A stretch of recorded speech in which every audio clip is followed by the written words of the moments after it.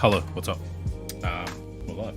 Hey, what do you know? And that's probably a little bit soft on the microphone. There we go. That's a little bit better. A little bit cozier, right? No. Potentially, by necessity, a bit of a shorter stream tonight. That's fine though, because part of the issue is that we are playing some Genshin Impact later. Cool. I was just texting that audio is coming through. It is. But I still wanted to do something on YouTube. I feel like I've gotten some level of what's it called? That thing when you do an action repeatedly and at the same time. You should not be. Volume, be gone. Thank you. Shit. It's gyms are like crazy about it. Fuck. Passion gets you started, but when a pattern of behavior keeps you going. But there's a different word for it. I'm a fucking wordsmith. I'm a mother. Wait, was that too early to swear? Does YouTube even care about my channel? I don't know. Probably not. So I'm Scum, and I got 45 views on my last video where I talked about Jordan Peterson. So I'm going to talk about Joe Rogan this time and try and hit that sweet algorithm, because holy shit, the discussion is still going. Like, this was something I thought about covering last Friday, and I didn't in the end. Why didn't I? I didn't stream last Friday, did I? Did I? Chat? Anyone? I know no one's there, but that's fine. Wait, someone might be there, and I don't have the chat pop up correctly. No, we're safe. Where are we? Contents. Live. 4th of February, that's today. Wait, January 30th we streamed? Shit. Okay, I did stream last week. That's fine. Why can't I remember days at the moment? Like, working from home, I dearly love it. But it has me... It was a Sunday, that's why. It has me incapable of keeping track of days. Particularly sequentially, like as the days progress. I have no idea what was a week ago, what was a month ago. Clearly, as we can go. So the last stream we'll focus again around Jordan Peterson and his Climate Means Nothing discourse on Joe Rogan, which was very interesting. Hey, Spooky Bedhead. Proficiency. Oh, you have been there. Why isn't the chat? And Ricardo, why did the chat only just update? That's really weird. Sorry, guys. Like, literally, as I was looking at that screen, it just all popped up at once. All 4 messages. That's strange. I wonder. Let me just check. Because YouTube famously has a really bad chat system.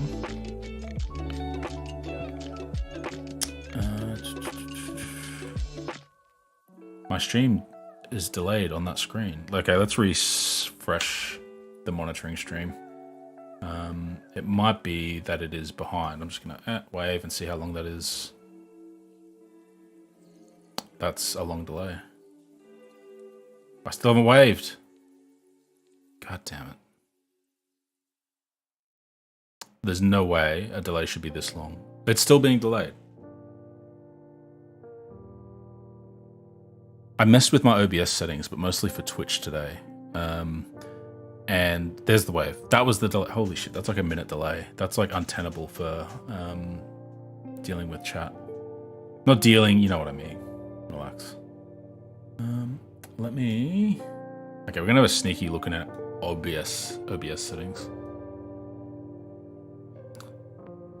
See, here's one thing I don't know about YouTube. If the video... The live streaming video, does that show chat live, or does that show chat in line with where the video is up to? I think it's the latter. I think it only shows chat when the video marries up with when the chat was sent. So if I'm monitoring chat on a video that's got like a 50-second delay, that's going to delay things even further and be just completely ridiculous. Let me check the settings here. Because I went into the settings here and I changed them to be like, no delay, please. I don't need delay. I'm not gonna do anything silly that needs to be censored. Process priority normal. Stream delay 1 second. Right, so let's check in the. I need to pop chat out again. Let's check in the live settings. Sorry, I don't stream often on YouTube compared to Twitch, so things can be a little bit more of a method in terms of finding solutions to these novel problems.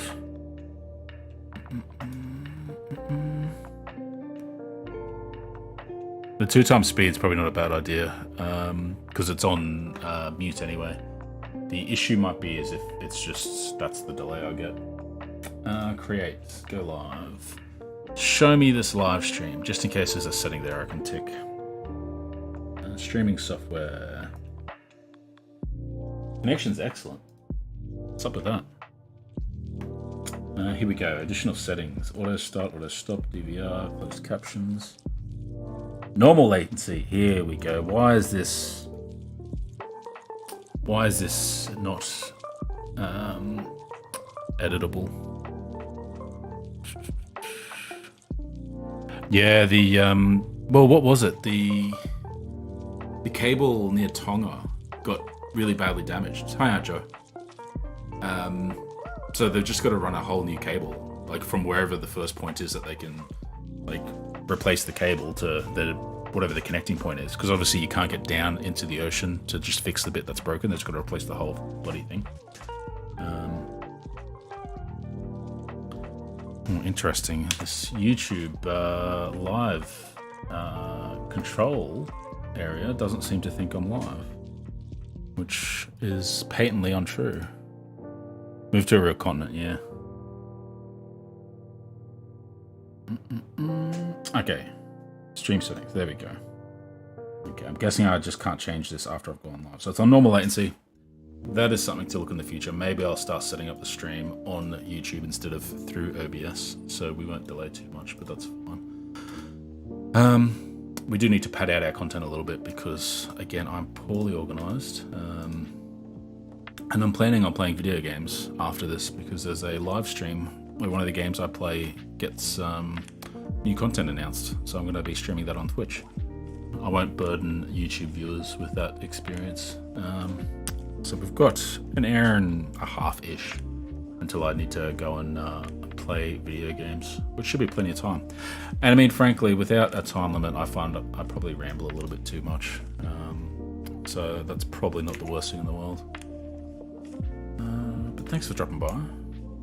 Always appreciate it. I'm going to try and be a bit more regular to make it a bit more predictable for people that do want to hang out.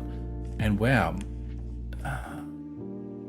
Okay, something fishy is going on. God, I wish YouTube used a proper chat client. There we go. Okay, the YouTube chat is caught up. All right, good. I've gotten help from MathPig a few times. Never around OBS and stuff, though, to be fair. I'm fairly confident I know how to fix the delay thing now. I just can't do it midstream. So we will learn to live with it. Actually, here's a good test. If I bring it up on my phone on another connection, because maybe it's sorted itself out. Who knows? Hey, 420 Atheist. Where are we? YouTube. Of course, I'm not signed into my own account, so... Oh, these headphones are the most beautiful headphones I've ever owned, because I just realized I can listen to my stream on my earphones while still listening to the music through my computer, because they are fantastic, fancy headphones that let me listen to Bluetooth from my phone at the same time as I listen to the direct stream.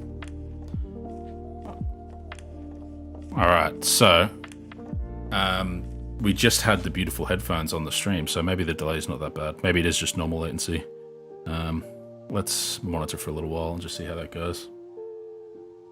Twitch makes me feel old, I'm going to be real. And that's probably, yeah. To be honest, Twitch is a weird place. Twitch is a weird place, but we've been getting a little bit of visibility there, at least, which is good. But it's for playing games and stuff, but we'll see. For whatever reason, just being able to use chat properly on Twitch, it's nice, you know?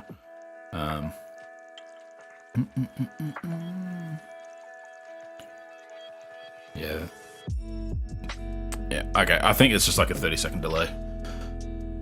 So we better get to it, I suppose. Today's discourse. This week's discourse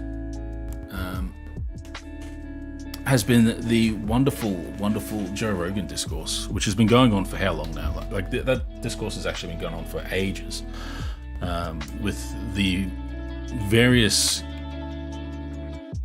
positions being like, hey, he needs to be kicked off Spotify because he's spreading misinformation, versus, hey, well, no, platforms shouldn't have the right to decide what we can and can't hear, and we, can't cancel people just because we disagree with them.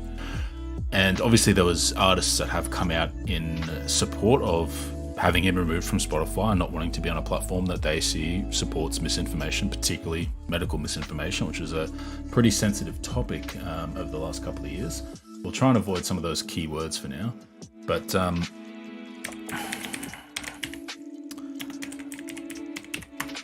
I don't get how anyone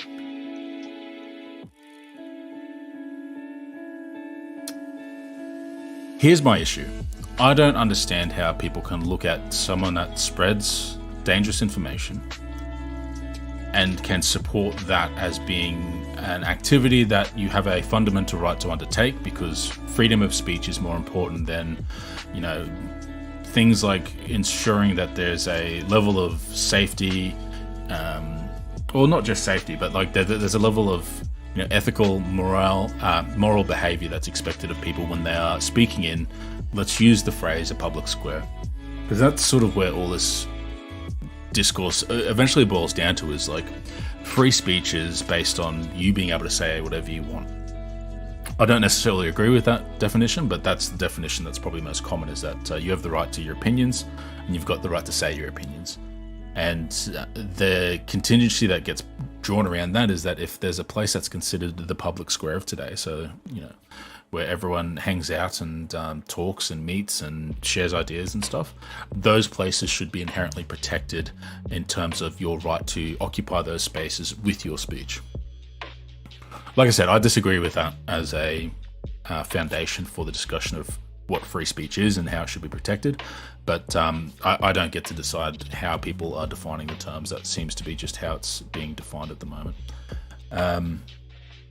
The issue, I think, with the Joe Rogan situation and Spotify situation is that first thing that I sort of feel in my to my core is that there is no relation between Joe Rogan not being in a contract with Spotify to produce the Joe Rogan experience and Joe Rogan not being able to publish his speech for people to access if they want to listen to Joe Rogan. I'm under no illusions that if Spotify didn't produce his podcast, or publish his podcast, I should say, that his podcast would still be published. It's been a little while since I've looked into podcasting and hosted podcasts of my own, but I remember back when I did do it, there was numerous ways to make sure that whatever you wanted to say, outside of the obvious normal things like hate speech and all that sort of stuff, there are no shortage of options in terms of services that will allow you to basically upload whatever you want. So it's interesting that the discourse is centered in one side around the idea that Joe Rogan's being cancelled by critics because they want him off Spotify, as if being off Spotify is the same thing as no longer having access to whatever this town square that the internet seems to be these days might occupy. Which is interesting that the discussion is at that level already. Because I think to get to the point where we're talking purely about Joe Rogan and his ability to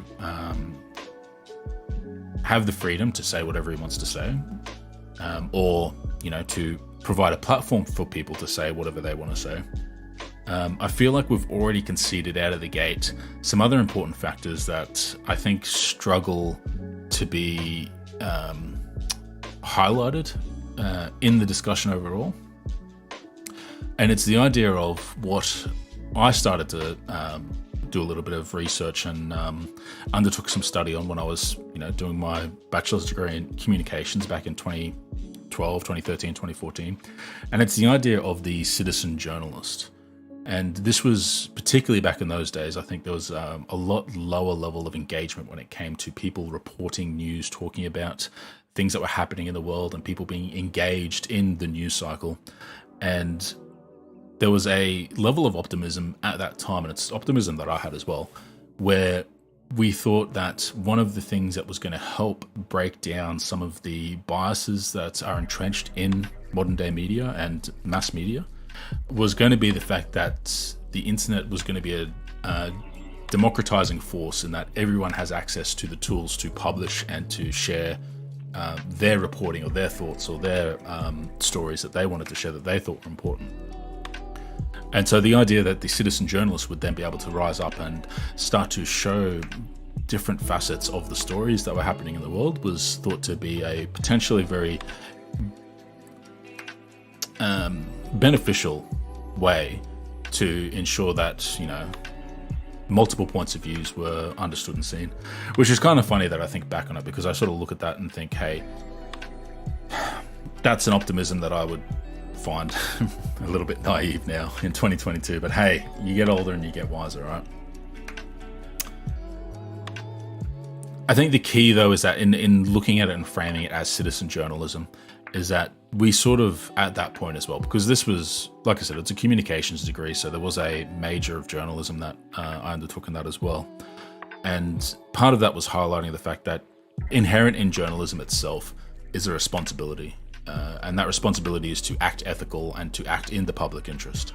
That by bringing things to people's attention, that you're actually exerting an influence on how people perceive the world, how people perceive stories, how people perceive each other, and that you had to be responsible with how you produced and displayed and wrote information when it came to ensuring that the public good was measured. And I think that's something that's been completely non-controversial from pretty much anyone from any side of whatever the topic might be, left or right, as much as I dislike those labels inherently when I say them. But I mean, that's the description of what we're talking about, right? We're talking about the progressive left, who are like, medical misinformation is harmful, it does damage, it reduces people's ability to react responsibly to the correct information, versus the right, who is more focused on personal freedom and being able to, have dissenting opinions because there's some inherent moral value to that, which again is interesting when you are weighing that need for, morality around freedom to say dangerous things versus the freedom to live healthy and happy lives is an interesting dichotomy. But journalists have always been held to those standards. And I think that in 2022, we have demonstrated a basic failure to recognize new communication technologies was the phrase, NCT, back in the day. We have failed to recognize how it is leveraged to basically become mass media of its type. Joe Rogan probably has more individual listeners than any other single person in the West when it comes to people who report on news and topics. And I know already that a big piece of pushback is going to be, well, he's not reporting the news, he's not a journalist, he's just sitting down and having a conversation. The issue I have with that is that Joe Rogan doesn't have conversations like, hey, what's your favorite thing to cook? Where did you go on holiday? What is your thoughts on this sports ball team? Do you think Disney is making good Star Wars films? They're not the discussions that Joe Rogan has. Joe Rogan has discussions around trans people in sport, around climate change, around the efficacy of medical treatments, of all sorts of things. that touch directly onto what is currently being discussed in news media. He's reporting people.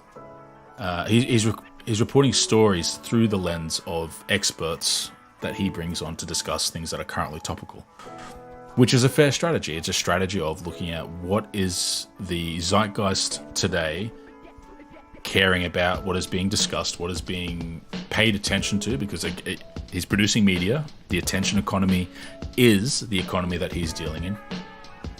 And so he leverages that to make sure that he brings on guests that are going to continue to drive attention, to drive earballs and eyeballs and all sorts of balls. I mean, you know, there's no accident that he had Peterson on last week, like the same week that Peterson, you know, decided to put out his diatribe on why he is quitting academia because of woke progressive agendas destroying the fabric of fairness in society. And then, you know, we had Peterson bless us with climate means nothing and environment means nothing. So I think there's a strong case for really pushing home that Joe Rogan is not just someone having conversations. As much as he likes to style himself like that, like it's that effect of like people broadly seem to be more drawn to the types of people that they can perceive as, you know what, I would love to go and have a drink with that person. I'd love to have a coffee with them and just sit down and have a chat. And once you get to that point with someone, it's like you've established a parasocial bond with them to the point where you will overlook and you will like not consider the damage that they can do because you think intrinsically they're a good person, they're a nice person, they've got good intent. And that's the thing, is that Joe Rogan might have the best intentions. He might honestly, if naively, believe that, you know, having people on to talk with authority that is not warranted on subjects that they are not trained in because they have a you know, some qualification in some other field, that therefore he is simply providing other dissenting opinions, and that by having lots of dissenting opinions we can somehow magically find the truth. And that's just not the case. That just doesn't seem to be how opinions change or how truth is found. I wish I remembered where I heard this, but I did hear the line as well that, like, if we cancel the Rogan experience, hey Gary, if we cancel the Rogan experience, if we cancel the ability for people to just have discussions about, you know, whether or not vaccines give people autism, then that's a slippery slope, because how will we be able to tell what the truth is if we can't even discuss it? How will we know what vaccines are safe if we can't ask those questions? I don't know if anyone's heard that or seen that argument put forth on social media over the last week.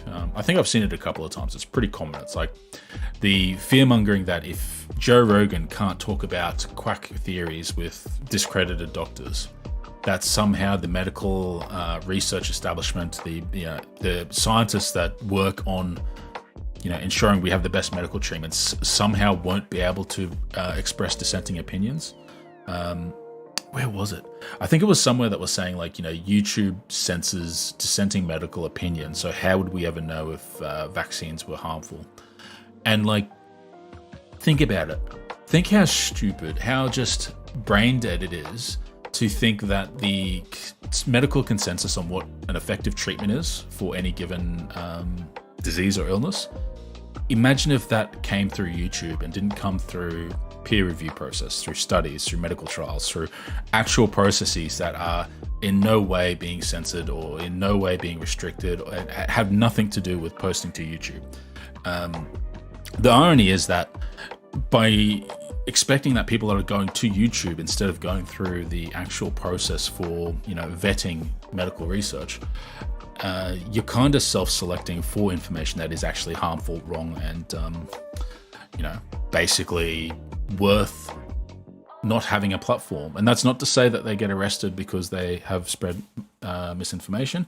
It's to say that they don't deserve nor have a right to a platform that amplifies their voice. They can still say what they want to say. They can still have their free speech. What they don't necessarily get access to or have a right to is the amplification of that speech that then unnecessarily places people who have no training. And so it's really easy to think that people that get caught up with vaccine conspiracism and become anti-vaxxers because of all this information that they're constantly bombarded with, and to think that they're idiots. Like, how stupid would you have to be to think that there's nano machines in the vaccine that basically giving you the mark of the beast, or that once your mRNA has been modified, that you are now the property of the patent holder of that mRNA DNA, because that's how patents work, or that even innocuous stuff like, well, we don't know how dangerous this vaccine is after 10, 20 years. What if it's really dangerous? I mean, all these positions, ranging from the very hard to believe to ones that are very easy to believe, they are promoted by people who are given platforms and given free rein in the name of free speech, and are able to spread it without criticism. Because when you criticize them, the discussion isn't about the veracity of their statements. The pushback is around whether or not they got the right to say it, which I think is fundamentally demonstrates a lack of caring about the social value of accurate information on platforms versus the individual value of the freedom to say what you want to say on large platforms.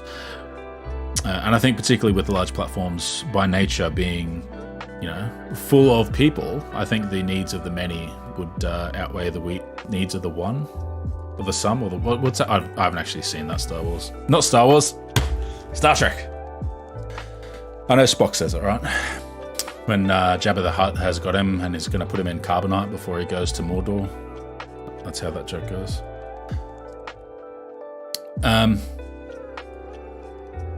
So yeah, what does Joe Rogan say that's misinformation? Well, what Joe Rogan says that's misinformation is basically all the things that the people that come on his podcast to say, is because it's Joe Rogan's voice, it's Joe Rogan's platform, and so he's tacitly responsible for anything that he chooses to amplify, particularly as there's, I presume, an editing process. It's been a long time since I've listened to the Joe Rogan podcast, actually. I've never been subscribed to it myself because I'm a good boy, but I do remember vividly in being in a car once with someone that I was going to say used to be friends with. I mean, I'm probably technically friends with them, but just they got married, I got married, haven't seen them in years. They had the podcast on, Joe Rogan Experience. This is like 6 years ago. No. Would it be longer than that? This might have been like 2015. How long has Joe Rogan been podcasting? He was playing the episode where Elon Musk was on, and they were talking about like smoking pot and stuff. It's I don't know. It was weird to listen to. Like back then, it was just so innocuous and inane. It was just banter, and it just feels like the last couple of years, the more Joe Rogan has been diving through the pandemic, the more he has sort of gotten locked into this rabbit hole of just not being the dumb, I don't know anything, I'm just here to talk, and is morphing into like I've done the research on this. I've done the research on COVID and on vaccines, and they are bad. Like, they are no good. They're dangerous, and you shouldn't take it unless you're at risk, and you shouldn't take it unless you're young. This is my favorite thing, actually. Like, the question of what has Joe Rogan said that's even incorrect or is misinformation. Here's one: if you're young and you're healthy, you have a low chance of being hospitalized by COVID. You probably don't need the vaccine. I think he even referenced his kids. Like, his kids are young enough, they're healthy enough, probably don't need the vaccine. Everyone's heard that, right?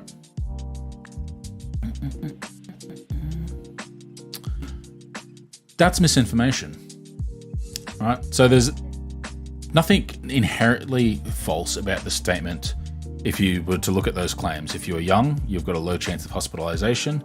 The low chance of hospitalization, if you consider the risks of that individual person only, means that, the vaccination may not be as important for them as for people that are unfit or old or immunocompromised.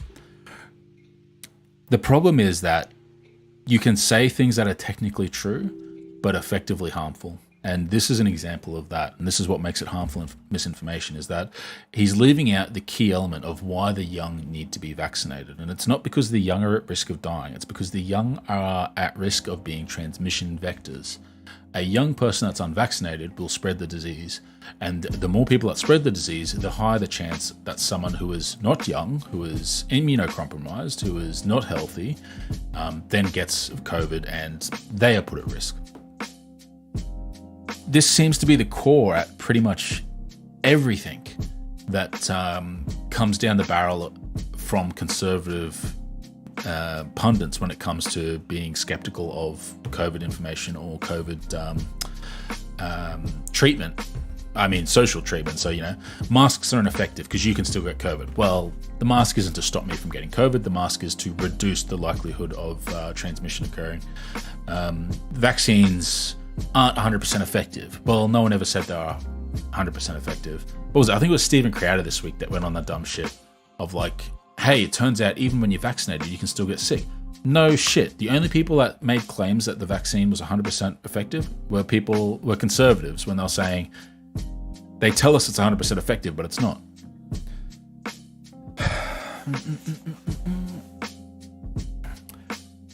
I did actually read something along that. Like, wasn't it only recently? Rogan learns the moon landing was real. Here we go, actually. Oh shit, there's actually a video about it. What is this? Oh, it's 2017. Okay, it wasn't that recent. Sorry. That was me with false information. I got a question for you, man. How's my audio? So, I've been a fan of you for a long time, right? So what? Thank you. Appreciate it. I appreciate it. What what made you make the switch from like being a moon landing denier to like That's a good question. Crazy if you don't. No, I don't think we're crazy. No, this is my take on it. Absolutely, I don't know enough about astrophysics, about space travel, about the science that's the work that's been done, about how to get a rocket to the moon and back. I definitely don't know enough. It's rocket science. And I've looked at a lot of very compelling documentaries. Isn't that how it always starts? I don't know anything about this, but it all seems really complicated, so I'm skeptical, which is ironic because you don't know anything about it, then you probably shouldn't be drawing any conclusions except for the ones that are drawn by the experts. That explain why they think it was hoaxed. And they'll show you some footage, and you can look at some of the footage, and it looks fake as fuck. There's some footage that, to me, looks really doctored. There's to this day? Yeah, to this day. There's some when you ever seen ones where it looks like they're on wires, like the astronauts are on wires? I have. There's some where there's a video where they look like they're on a trampoline. They're bouncing around on trampolines. Mm-hmm. The physics are different in different videos. This is where it gets weird. Like the physics are different from the Apollo 11 moon landing. We see them waddle around on the surface of the moon. They're moving at like half speed. And then you see them in other ones, like the one where they bounce around the air. You're like, wow, they're moving different. They're in the same thing, but it looks different. The first one was very grainy. They showed it on a projection screen. Right. I don't know who the guy who's interviewing is. There's a couple different possibilities. One possibility is it just looks weird because it's on the moon, and your brain is trying. See, this is what drives me a little bit crazy. Is that people defend Joe Rogan as being skeptical, as like he's just skeptical of the establishment. He just questions what he's told, so that he doesn't accept what people just tell him because he's a free thinker and because he likes to have these discussions and he's open-minded. But he is the personification of being so open-minded that your brain falls out. Like that's I constantly think that when I listen to Joe Rogan. I mean, I think a few of you in here at the very least, you probably share the fascination that I have had in going through like the flat Earth debunking YouTube, like Simon Dan and all that sort of stuff. Oh god, conspiracy cats. I haven't thought about him for ages. But all that sort of stuff where it's like, yeah, the videos where it looks like they're on wire and it's like, well, no, someone's holding his shirt to keep him in place and you just can't see, where they're holding his shirt because it's obscured by another person and all this sort of stuff where it's actually easily explained. But the issue is, like, this actually really highlights that when bad information propagates, people will listen to it. People will lend to it the same credence that they might lend to experts, and they'll weigh those two things up as if they're equal, and they will look to the one that they think makes more sense.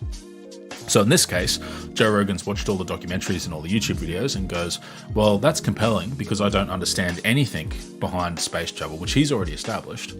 And so now he's making a decision, or he made a decision in the past, based on his lack of understanding, by looking at which explanation makes the most sense to him as someone who doesn't understand the fundamental physics behind anything to do with rocket science and landing on the moon and the effects of gravity on movement and all that sort of stuff, and has decided that, you know, he is capable of coming to a conclusion that is counter to all the evidence that scientists have established, that NASA has established, that actual astronauts have claimed as their experiences. And to me, that's wild that you would, you know, come to that conclusion at all. Like, not once in my life have I ever been in a position where I've thought, you know what, space might not be real. That might be all bullshit that we learned in school. You know, Neil Armstrong, Buzz Aldrin, they probably didn't go to space, right? All those rocket launches were faked. Like, number one, who gives a shit? Like, I don't mean broadly in terms of human endeavor or, you know, human accomplishment, but like, this isn't going to make a difference to me tomorrow when I get in a train and go in a car and go play some D&D board games. That's not going to make no difference to my day-to-day life. So why would I bother to spend the mental energy to come to an opinion on something that actually doesn't change my material circumstances? For Joe Rogan, it probably is to a certain degree that he's a media pundit and, you know, it's part of his shtick, but trying to interpret it, and your brain's going, well, that's fake, because you don't really understand what 1/6 Earth's gravity really does to a body. Okay, so he's recognizing it. Another possibility, which has been shown to be true, is that some of the stuff that they passed off as being legitimate photographs of the space composites. travel, It's going to be the composites. It's going to be the composites. Is it going to be the composites? was actually test runs where they blacked out the background and pretended that they were in space. And there's one really clear example of this. It's Michael Collins. Michael Collins, who was a guy who was aboard Apollo 11. Okay, it wasn't the composites. Gemini 15. There's a photo of him in the middle of a what is it when they walk around outside the spacewalk? They call it spacewalk. Why does that seem like a bad word? It's like spacewalk. Like, if it doesn't seem like that's the official title. Well, it's in the middle of a spacewalk. It's probably something more. Yeah, a little more syllables. Yeah, something slicker. Anyway, so he's doing the spacewalk and he's got this harness on. He's holding onto this like thing, and it was apparently just an image that had already been published of him in a training exercise, and they blacked out the background and flipped the picture upside down. That's the joint right there. It's the same exact photo. Same exact photo. I mean, people have lined it up and switched it over. It's the same photo. It's just been edited. So the one on the left was them practicing how to use. So the one on the left and switched it over. Right there. Who was it? Same exact photo. Same exact photo. I mean, people. So he's doing the spacewalk and he's got this harness. I'm curious about that. Very curious about that. Spacewalk, flipped photo, black background. Okay, none of that's what I wanted. Oh god, this is back in 2002. No, we're not reading a forum post from 2002.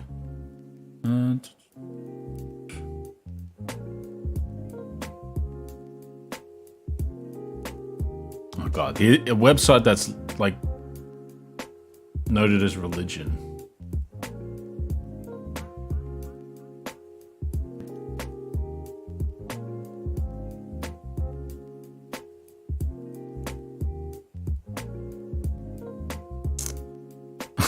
Where is this printed on? Is this a flat earth book? Okay, I know this is poisoning the well, but like, this is the first article / book written that I found in a Google search that references this spacewalk, and it is proof that the world is not a moving globe.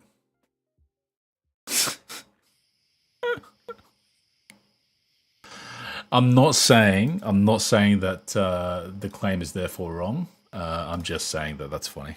He's holding on to this like thing, and it was apparently just an image. So let's remember, right, that here we have Joe Rogan talking about how he changed his mind about space and about the existence of the moon landing.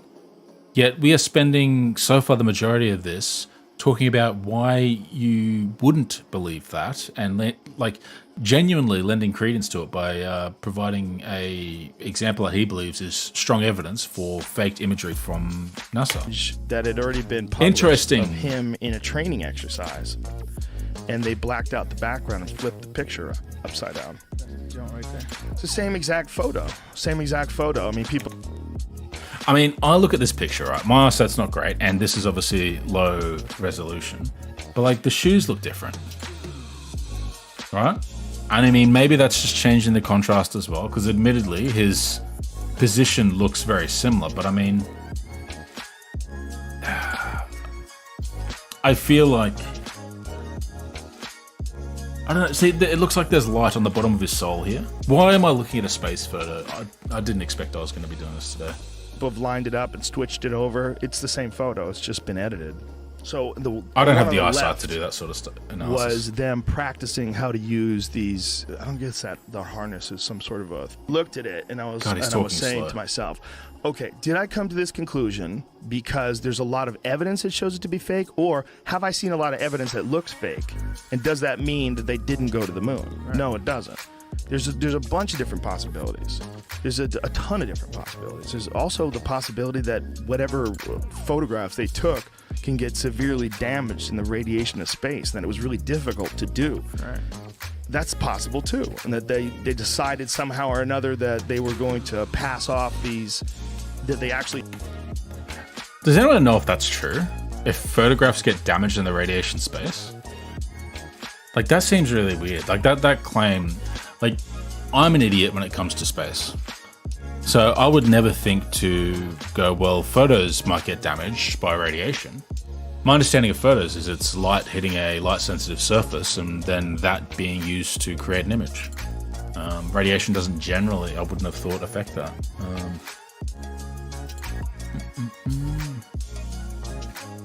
Yeah, so, okay, if that is an example of, let's face it, government incompetence, that's fine. And to your point as well, there are not many images where that would be true, and the problem is a fake image doesn't disprove a real image, and there's plenty of real images out there. They did go, and they decided they're going to pass off some of these fake videos. So there's a bunch of possibilities. The possibility that it looks fake because I'm dumb, and because I don't understand anything about the physics of 1/6 Earth's gravity, and it just looks super likely for all of us. 1969. That's possibility number one. Number two is they fake some things, or number three is they didn't really have good footage because you couldn't take film through the airport. Remember that? Yeah. People would go through those radar detectors, and your film would get jacked, and they weren't responsible. I didn't have any film, but I know people that I have friends that are photographers. And my uncle's a photographer, and he would tell me you can't send the film. If you have you take a roll of film and awesome so pictures. How would they get it through? I don't know. I don't know what the fuck they did, but I know that some film has been damaged, or maybe it's an urban myth. Maybe find out if film got damaged by those radar things at the airport. X-rays at the airport. I could appreciate the mindset though of looking at your opinion objectively and saying, am I tripping? Let's look at the facts and say, which is really nice to sort of look at the opinion and determine whether or not it's correct. But the question is, do you do that on a 1.5 hour long episode podcast that you put out to 10 million people anytime that you're not sure about something? Is that the best place to equivocate on truth when it comes to important issues, particularly public safety? 2017, I don't think many people gave a shit about Joe Rogan's belief on whether the moon landing was faked or not. It's one of the few conspiracies that in and of itself doesn't really seem to be harmful. It unfortunately mostly ends up just being part of the pipeline to more sinister and more destructive conspiracies, because once you start to believe that, and you start to believe that the government is a bad actor that's out to keep people controlled, that sort of opens you up to a lot more, it's like they say, QAnon is an umbrella conspiracy that seeks to gather all smaller conspiracies within it to grow their membership. And that's where things get dangerous. So it's always been that funny thing where it felt like, even when I went through that phase where I watched a lot of Flat Earth content, which I don't watch much anymore, mostly because I don't think the Flat Earthers are as prolific as they once were. Obviously, YouTube took steps to prevent them from being picked up by their algorithm like they used to. But like all that sort of seemed to quiet down, so I stopped paying attention, which is interesting, right? I wonder how many people would...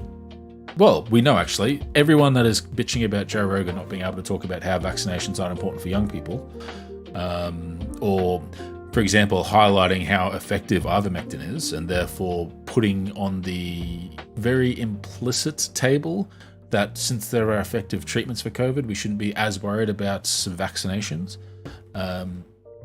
They're worried about him being silenced, yet I don't know how many of them were particularly upset about the Flat Earthers being silenced. Curious. Although I think people were upset to the extent that they couldn't farm Flat Earthers for content, which it's kind of like picking on people, let's be real.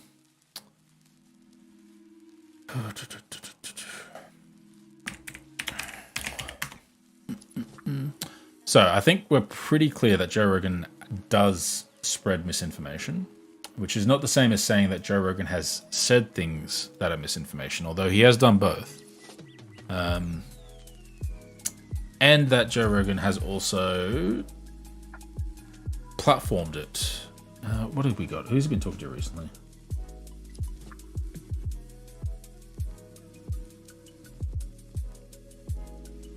No one interesting recently. Just the Jordan Peterson chat. Fucking fantastic. But let's look at his apology. Instagram, Joe Rogan. Because God forbid he put it on his YouTube channel. I suppose that's probably indicative of where most of his interaction comes from. This looks like it. Oh my God, why do I have to sign in to watch it? Fucking Facebook. Just give me the content for free, please. Alright. Let's go through the apology.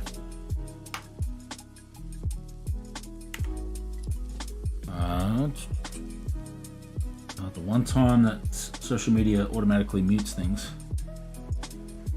Hello, friends. What's up, bro? I wanted to make a video to address some of the controversy that's been going on over the past few days. And first of all, to say thank you to everyone that sent love and support. I truly, truly appreciate it. And it's been very nice to hear from you. Catch you later. I wanted to make this video, first of all, because I think there's a lot of people that have a distorted perception of what I do, maybe based on sound bites or based on headlines. Any apology that starts with, I don't think you know what you're talking about, but making it sound palatable is a bad apology. I suppose this isn't technically an apology, but I contend that most of the criticisms I've seen that were well-formed criticisms have accurately represented what Joe Rogan does. And it's, to an extent, an attempt to reject the responsibility that comes with a large platform that people have tried to diminish what he does down to just having conversations, which I think Joe Rogan's about to do for us shortly as well. Headlines of articles that are disparaging. The podcast has been accused of spreading dangerous misinformation. The podcast, again, taking himself out of the criticism and placing it on the Nebulous podcast, the podcast that is called literally the Joe Rogan Experience. So I immediately, on hearing this, wasn't super convinced that this was going to be a genuine addressing of the situation as opposed to a defensive maneuver for trying to maintain his bro status with his fans, as opposed to dealing with it. So, yeah, I don't know if he said apology. I think I misspoke because I think he just said he was going to address it.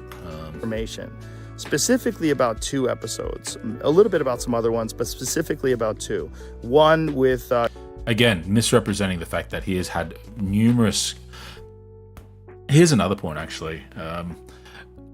there's a lot of talking about Joe Rogan getting this feedback on these episodes that he's about to refer. But I'm sorry, my memory is that Joe Rogan's been getting consistent criticism for at least the last year, if not 2 years, on the way he talks about and presents COVID information. He has had that feedback loud and clear, and he has clearly chosen to not act on it, which is fine. Like, none of us are obligated to respond to feedback that we get. That's fine. The issue is that to then pretend that suddenly you've been sideswiped by the idea that these 2 episodes in particular are causing people to give you some criticism is a little bit disingenuous. I think he's had a pretty consistent amount of feedback around the way he talks about the subject for quite some time. Dr. Peter McCullough and one with Dr. Robert Malone. Dr. Peter McCullough is a cardiologist, and he is the most published physician in his field in history. Dr. Robert Malone owns 9 patents on the creation of mRNA vaccine technology and is at least partially responsible for the creation of the technology that led to mRNA vaccines. Both these people are very highly credentialed, very intelligent, very accomplished people, and they have an opinion that's different from the mainstream narrative. So this is already as well where, again, in his addressing of this, he is doing the thing that he is trying to address. That's not the way I phrase it. He is doubling down on the same behavior that led him to have to make this video in this video. And that is by looking at 2 people in particular who are relatively problematic with the way they try to diminish the need for COVID responses to be in place around, things like vaccinations. And what he does, instead of saying, hey, look, what they said is against the consensus and I recognize that and I'll do my best to ensure that people understand what the consensus is. No. What he does instead is he goes on to give us their resume and try to articulate exactly how authoritative they actually are, and that the only reason we're getting criticism is because we don't understand the fact that they are doctors. Yet they are doctors that are going against the large majority of equally credentialed doctors. Again, he said the most published doctor in history for that particular, for their particular area of study, but like the most published person, the most prolific person is not necessarily the person best suited to make a decision on the current pandemic. It's a little bit insane that that's his first response. And like Ricardo, I agree 100%. Like, Joe Rogan's podcast is explicitly what me and my friends thought would make a great podcast back in 2014 when there was 3 of us guys living together, and we would get drunk and we would talk shit and we'd be like, holy shit, but guys, if we could just record this, put it on the internet, it will go nuts. But like, we were talking about like dumb shit like what guys talk about. I'm sorry, I'm trying to think of an example of what I could say in 2022, of the sort of things we would say in 2014 that would be suitable for YouTube, and I can't. None of it was to discuss medical treatments. None of it was to discuss the climate. None of it was to discuss immigration. Like, none of those things were on the table when we were talking about that. And I don't think that's what was on the table for Joe Rogan. I think he's found himself here because he has been relevant for so long. And so then he starts to get driven by what is broadly relevant because he's got such a large audience, which is natural and not something I criticize him for in itself. But again, this behavior of not understanding the responsibility he has to be ethical in how he presents information, like he's rejecting it in this very addressing of the situation. I wanted to hear what their opinion is. I had them on, and because of that, those episodes in particular, those episodes were labeled as being dangerous. They had dangerous misinformation in them. See you, Ricardo. The problem I have with the term misinformation, especially today, is that many of the things that we thought of as misinformation just a short while ago are now accepted as fact. Like, for instance. So, and again, like, here's another thing that I think gets overlooked a lot, is that some people will think that truth is a defense to any behavior that someone might engage in. At least that's what this sounds like. It's like, if you're right, even for the wrong reasons, then it doesn't matter if you're vindicated. And I know what he's going to talk about. He's going to talk about things like the lab leak theory, right? And I'm not saying everyone that said this had this intent, but there are lots of people who talked about the lab leak theory and they did it for racist reasons. That doesn't justify that. Like, if that was to be proven true tomorrow, that doesn't justify someone using it to encourage racism 1 year ago. And it's the same way that if anything that Joe Rogan or his guests have said is proven to be true tomorrow, it doesn't excuse the fact that they actually prevented people from doing what was widely considered to be the right thing a year ago. Like, the ends doesn't justify the mean. You actually have to be not just correct, but you also need to be moral. Like, it's not hard. Apparently it's difficult. God, there's this other Twitter drama, which is that exact same problem that's been going on for the last 24 hours. But 8 months ago, if you said, if you get vaccinated, you can still catch COVID and you can still spread COVID, you would be removed from social media. Wrong. Who? Again, find me one person who was in a position where they had access to an audience, whether it was mainstream media, whether it was a big social media presence, that was both considered an authority on it and had influence, that said that vaccines are 100% effective on 100% of the people. Find me one person that said that. Like, actually, this is a gift. Anyone who's like, has Joe Rogan ever said anything wrong? This right here is Joe Rogan saying things that are wrong. Is Joe Rogan spreading misinformation and dangerous misinformation, because he is spreading information that supports that we can't trust medical professionals, that we can't trust health services that are operated by our governments. And it's ridiculous to feel like I have to simp for the government, because the government needs a lot of criticism. The government, like, holy shit, they need a lot of guidance from people to actually get shit right, because I don't think there's any government anywhere doing a good job. So don't misunderstand this for me thinking that the government knows best. Thank you, daddy government.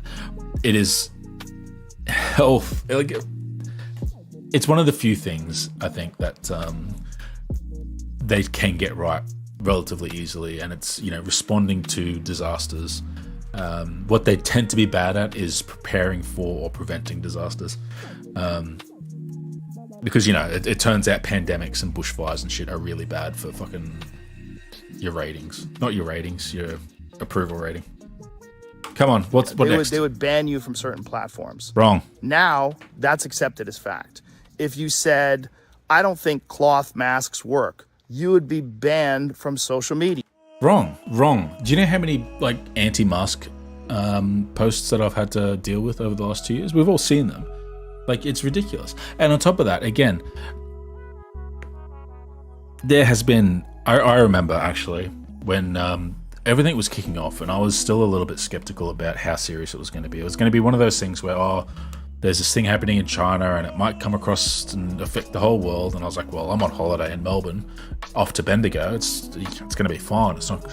It'll just pass over like every other time I hear about something like this. Whether it was like swine flu or bird flu, or things that didn't really affect us here in Australia at least. And one of my friends started talking about getting N95 masks at Bunnings and stuff, and stocking up on them, and asking if I wanted some. I'm like, oh no, I'll be fine. At that point, it was widely known and understood that it was only N95 masks and above, particular masks that had particular testing to a certain degree of protection, that actually had a high level of effectiveness in preventing the transmission of COVID. So, unless America was drastically different, which, again, in the information age, it's hard to believe that, we in Australia can be aware of something and America can't be aware of something. Again, I don't buy it. I'm not picking up the claim that if you claimed cloth masks were not 100% effective, you're banned. Now, if you're claiming that if people said we don't need to wear masks at all because they are 0% effective, you got banned, well, that is misinformation. That is untrue. A mask is better than no mask, and an N95 mask is better than any mask. Like I want to be charitable and say, it's the details that get tricky that, allow people to get into these sort of circles where they're defending strawmen, but it's not difficult. It's really fucking easy. Masks are effective. surgical N95 masks are more effective. You should do the best thing you have access to help prevent the spread of the virus. Simple. How did we get to talking about the virus again? I've got to not stop talking about this. Now, that's openly and repeatedly stated on CNN. It always if you was. said, I think it's possible that COVID-19 came from a lab, you'd be banned from... No, if you said it's possible it came from a lab and then followed it with some slur on Chinese people, you were banned. Like, again, I saw so much lab leak discourse that the claim that it just got you banned from social media, patently untrue. From many social media platforms. Now, that's on the cover of Newsweek. All of those theories that at one point in time were banned were openly discussed by those two men that I had on my podcast that have been accused of dangerous misinformation. I do not know. All of those things were false claims from Joe just then, so... if they're right. I don't know because I'm not a doctor, I'm not a scientist. I'm just a person that sits down and talks to people and has conversations with them. Do I get things wrong? See, and that's the core of it, that Joe and people that support Joe, they really want to believe that the defense, I'm just having conversations, I'm just a guy with a microphone that reaches 10 million people. That's all I am. I'm just a guy. I'm just having conversations. I can't be expected to ensure that, you know, I'm responsible with that power. Like, that's just ridiculous because it's just a conversation. I'm not CNN. I'm not Newsweek. I'm Joe Rogan. I'm just having a conversation, bro. Just relax, all right? I just want to hear them talk. I just want to hear them talk. I'm not compelled by that. I think you should still be responsible when your impact is 10 million people. Absolutely. I get things wrong, but I try to correct them. Whenever I get something wrong, I try to correct it because I'm interested in telling the truth. I'm interested in finding... And yet he has gotten, what, 4 things wrong? The masks, the effectiveness of COVID, the lab leak theory, and the credentials for the people that he's had on being relevant enough to actually be dissenting authorities to the broader health system response. Was there another thing? I can't remember. Finding out what the truth is. And I'm interested in having interesting conversations with people that have differing opinions. I'm not interested in only talking to people that have one perspective. That's one of the reasons why I had Sanjay Gupta on. See, this is the problem with I'm not interested in just one perspective, is that there are issues where there is only one perspective that is relevant.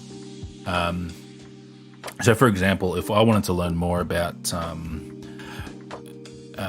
let's say, if I want to learn more about gay men, right? There is only one perspective on that is relevant, and that is the perspective that is accepting and open and, believes that they are just as valid and just as important as, heterosexual men. That's like, I don't need the dissenting opinion. I don't need the Tommy McMurtry or whatever the fuck his name is. Like, I don't need the NFIB to chime in. I don't need Ken Ham to chime in. I don't need, anyone to chime in whose opinion is outside of, hey,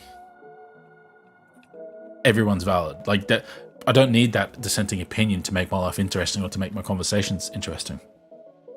And I feel like there's a very small amount of people, particularly the sort of centerish-ish people that support Joe Rogan, who would have an issue with, well, actually, no, I think there's people that would probably still try and justify having homophobes on to talk about the experience of gay people in 2022 because they'd argue there's value in that, but not me. I don't think there's any value in that. I not in trying to understand that. But yet Joe Rogan does that for coronavirus. He seems to do it with climate change too, which really shits me. Again, we won't get into that because we did cover that on Sunday with Jordan Peterson and his interview with Joe Rogan there.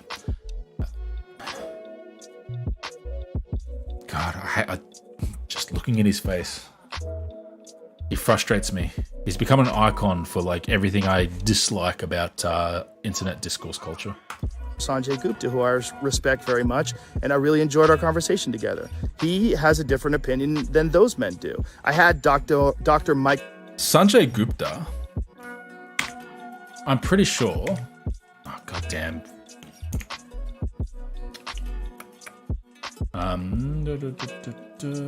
Instagram is garbage.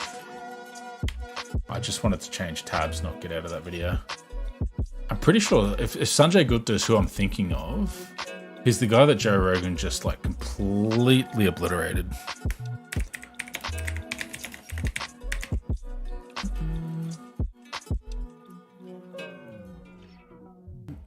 Yeah. So for you, Joe Rogan. Yes. I would say you've had it. Yes. So now get one shot of the vaccine. No. Why not? Because I have better immunity than I would if I was vaccinated. Right? Yeah. Joe Rogan has never spread information. Fuck me. Don't I? I think I'm your not even immunity's looking for really good. misinformation. So why, if I've already gotten through COVID and I was really only sick for a day, and then 5 days later I was negative? Joe Rogan, with a shit ton of money, who literally himself said he threw the kitchen sink at it. Therefore, vaccinations aren't necessary because normal people have that sort of money lying around. Curious. And I do have the natural antibodies now. Why would I take a chance in getting vaccinated on top of that? By the way, I'm glad you're better. I'm Thank glad you. it only lasted a day. You're probably Really the only am. one at CNN that's glad. No. We're not. The rest of them are all lying about me taking horse medication. Again, and they're not. That bothered you. It should bother you too. They're Well, lying at your network about people taking human drugs versus drugs from veterinary. Calling it a horse dewormer is not a flattering thing. I get It's that. a lie. It's a lie. And here's the other thing, right? I don't think anyone reported Joe Rogan went to the veterinarian and got horse dewormer and ingested horse dewormer, or however, I don't know how ivermectin's given to horses, if it's or not. The reporting, and I think the reporting was fair because it was being a little bit cheeky, which I think is fine. When people are doing dumb shit things, they should feel a little bit of shame about doing dumb shit things. But the issue is that Joe Rogan and other people that were talking about ivermectin were talking about it as a treatment. And funny thing about America, right? The small little thing that I've learned about America over the last few years is that your healthcare is a pile of shit, and that access to healthcare is tied to employment. And that even then, you can struggle to get access to, the correct medical treatments for, pretty mundane things like even insulin and shit like that. So when people are hearing in massive media corporations like the Joe Rogan Experience that ivermectin is effective against COVID, and their cheapest source of COVID is at the fucking feed store, and reports start coming out that people are taking the information they've received from places like Joe Rogan to go and access ivermectin that is designed for horses so they can try and treat COVID. I don't think it's unfair for CNN to make the link between ivermectin and its use as a horse dewormer when talking about Joe Rogan. I don't think I saw anything where it said Joe Rogan took horse dewormer from a feed store. I know there were headlines where Joe Rogan took horse dewormer because it's ivermectin, it's the same thing, and maybe that's sloppy headlines. But again, anyone who looks at a headline and thinks that's what's being reported kind of deserves what they get because they're designed to be clicky by nature. So it's just another thing he lies about. It's funny, I'm actually feeling less sympathetic to him the more I'm looking at it directly. All right, where were we up to? If there's anything that I've done that I could do better is have more extra and say that you should speak with your physician and that these people and the opinions that they express are contrary to the opinions of the consensus of experts, which I think is very important. Sure, have that on there. I'm very happy with that. There was a Timber Toast or Toast Timber, I can't remember his name, but there was a really good video that dropped on YouTube recently that was covering Tim Pool and was talking about the way he presents himself as a milquetoast fence sitter. And there was a really good way he described it in that, and I think it applies to Joe Rogan as well, particularly talking about this type of explicit, discussion. And that is the shouting crazy man and the whispering wise man. And that Joe Rogan will shout the crazy bits like, hey, ivermectin is a treatment against COVID. That means you don't need to get the vaccine. But then he'll whisper, but see your doctor and get their advice first. People are going to take action before they go to their doctor when they think that probably wasn't the best way to word it. Expecting people to act moderately when you're giving them bold opinions on what's effective against COVID when people are, rightfully concerned about the effects of COVID is naive on Joe Rogan's part. Particularly when, in most of that discourse, I think at no point is it memorable to me when he spoke out about, you should go to your doctor and talk to your doctor and, follow their advice. Because the majority of the interview is him talking to people that are providing what they think is evidence against the vaccine and against mandates and against masks and all sorts of stuff. So it's really disingenuous to be like, well, talk to your doctor. I said that, so I've fulfilled my moral duty because I spent 30 seconds saying, see your doctor. I'm going to now spend the next hour telling you about why what your doctor might tell you is actually wrong if they don't tell you what we're telling you. Also, I think if there's anything that I've done that I could do better is have more experts with differing opinions right. Again, this obsession with differing opinions, right? If we're in the middle of the pandemic, what is the value of a differing opinion? Let me be more explicit. What is the value of a differing opinion on a podcast as opposed to in a professional circumstance where they're actually looking at what the best way to deal with the coronavirus is? Do we accept the premise that if Joe Rogan doesn't air dissenting opinions on medical treatment, that the establishment medical industry will act blindly towards looking for novel ways to deal with emerging things like COVID-19? Is that what we believe? Is that the basis for Joe Rogan has the right to be wrong?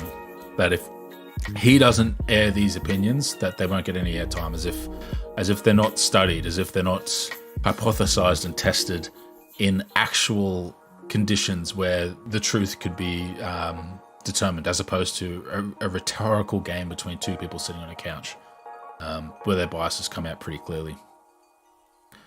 To me, that's obscene. It's insane to think that Joe Rogan's podcast has a place in determining whether or not we get the right medical information and the right medical treatments. Because we already have a space for that.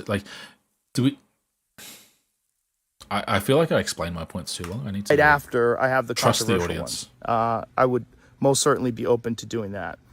Yeah, have a climate scientist on 1 week telling us how we need to be active and engaged with reducing carbon emissions and preventing climate change from happening.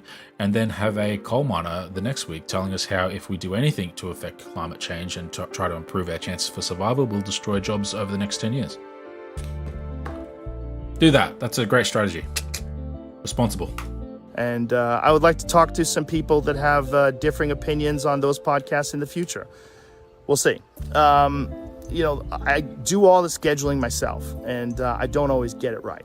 These podcasts are very strange because they're just conversations. It's just conversations. A conversation doesn't have an effect on the world. A conversation doesn't have an effect on society. The fact that 10 million people listen to my podcast every week and are influenced by the things that I choose to share and the things I don't share and the things I push back on and the things I don't push back on. None of that's relevant. It's just a conversation. Isn't it amazing?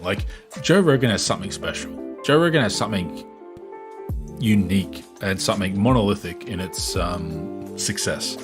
And yet he downplays it because it means he has to be less responsible with it.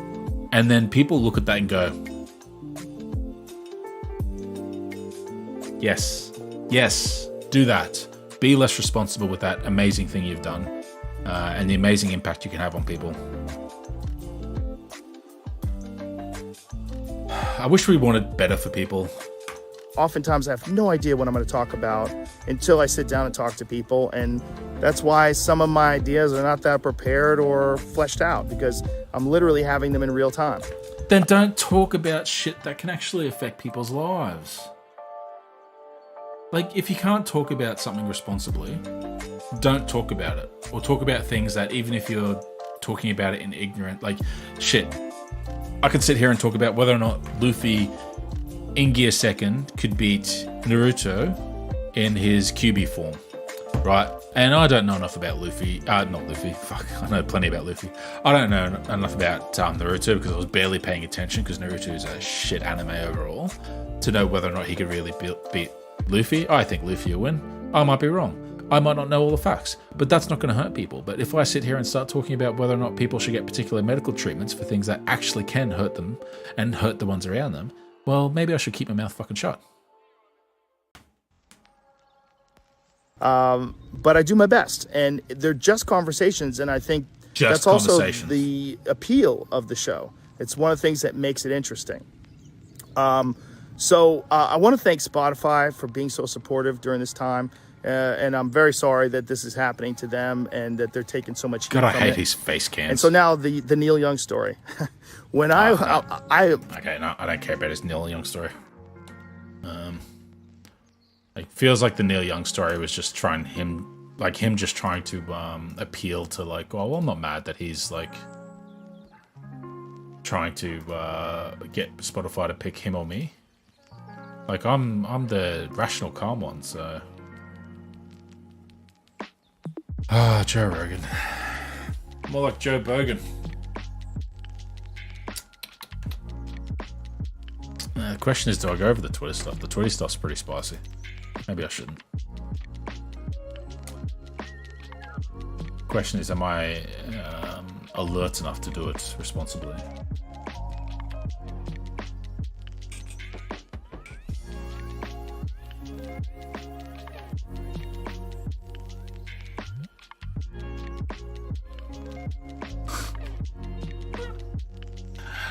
Sorry, private joke. I can't share that one. It is funny though.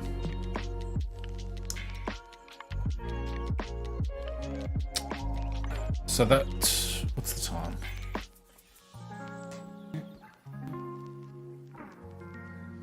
An hour and 20 minutes. Okay, so I probably still went over that far too much.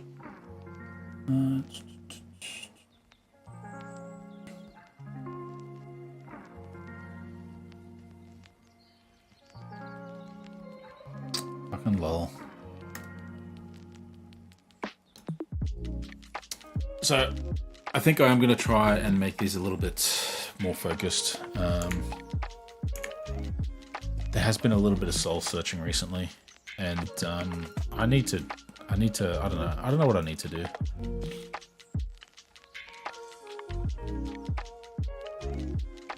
I am strongly oscillating between the idea of going back to edited written content. The problem is I like the idea of a live stream, and I like the idea of talking in a manner that feels more honest, even if it means that you occasionally make a mistake. Like, picking, is that even a fake photo? Like, there's a slight difference here, and that actually not being the case, and me being wrong on that. But there's a few barriers. Writing a script, for example. It's not a skill that I possess. Shut up. Not a skill that I possess. Mostly to time commitments and time commitments isn't right. I find it difficult to prioritize preparing for things over just doing things. So part of me wonders if I can just do this enough to get good at it.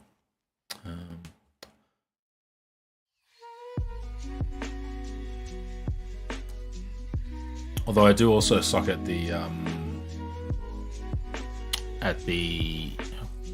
social aspect. It would probably be better if there was at least a couple of people I could pull on to talk about particular topics and stuff, which unfortunately is not always, or not currently the case really. Not to say there aren't people that I couldn't live stream with, but probably not necessarily on the topics I want to discuss, because they seem to be focused more on like the atheist space.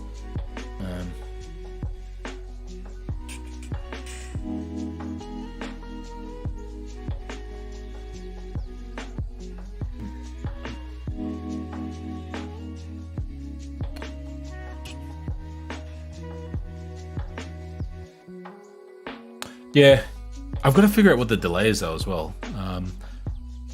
I wonder, I probably won't have time this weekend, but next live stream I'll have to okay, here's one thing I can do is probably set up the live stream link early and make sure I set it to ultra low latency and see if that can get the responses to come a little bit quicker. And I did go through a phase where I did actually open a Word document and I'd like plan the week ahead. And I should be doing that still. But at the same time, I felt like I wasn't sure I was going to talk about Joe Rogan today. Because, I mean, it did happen last week, or like almost a week ago. So it felt like it was a bit flat. But at the same time, I'm still seeing fucking people talking about it. I like now people are like talking about Whoopi Goldberg as if like her influence and her opinions are as influential as Joe Rogan's. Like she's on what fucking show is she on? I can't remember the name of the show she's on. I mean, that's how influential it is. And like, don't get me wrong, she had a shit take. Like when she's talking about the Holocaust isn't about racism, it's about man's cruelty to man, something like that. Like that's paraphrased.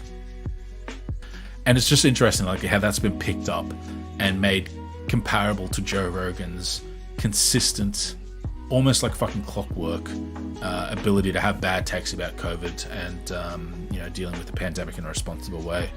Yet Whoopi Goldberg's already come out and apologized with a apology that accepted she did something wrong and that she should do better, and she was informed by someone in the Jewish community of the harm that what she said caused, and she accepted that and she apologized for it. Whereas Joe Rogan, we have like, I didn't do anything wrong, I didn't spread any misinformation.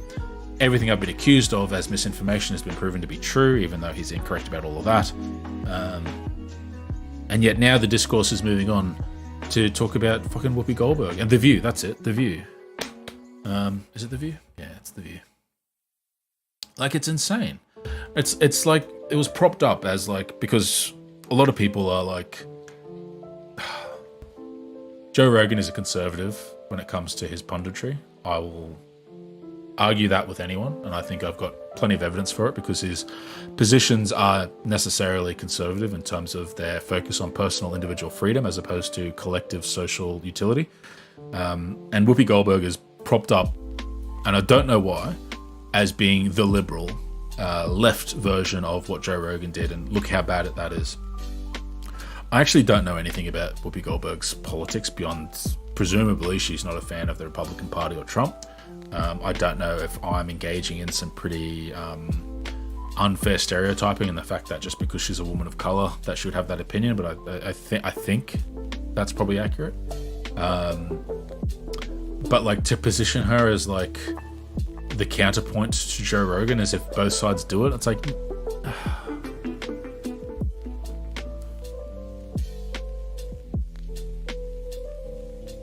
and like that's the thing. Maybe she shouldn't have been suspended, but like the show is making decisions based on how spicy, I guess, the feedback is potentially perceived to be.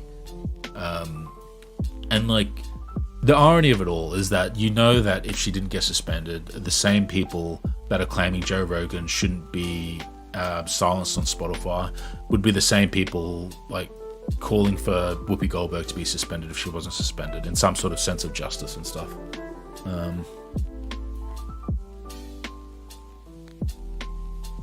Well, yeah, Gary, like there's like almost no one on the left. Let's be real. Like it's a minority. The majority of people that are called the left are just people that are left of Republicans, left of LNP. Like most people aren't left in terms of their ideology on like workers' rights and environment, and most people are like our Labour Party who aren't left. Our Labour Party is fucking technically, I would say our Labour Party is on the right side of politics. They're just not as extreme right as the fucking nutbags that we have. You know what? We're gonna. Well, yeah, Joe won't apologize because Joe doesn't think he's done anything wrong, and the people that protect him think he hasn't done anything wrong because they diminish every iota of responsibility down to the fact that it's just a conversation. So conversations don't carry with them responsibility. Journalists do carry with them responsibility, and therefore, they'll do anything to ensure that we don't get the perception that Joe Rogan, who presents news and current events to 10 million people as a journalist, I don't think I've seen anyone make that take. I think I'm the first, so you've heard it here first. Joe Rogan is, for all intents and purposes, a journalist. He is what journalists in 2022 look like, thanks to the power of the internet. Now, Scott Morrison, thought you were going to get away, mate. You thought you were off the hook, but you're not. Where is he? Where is this person? Here we go. Holy shit.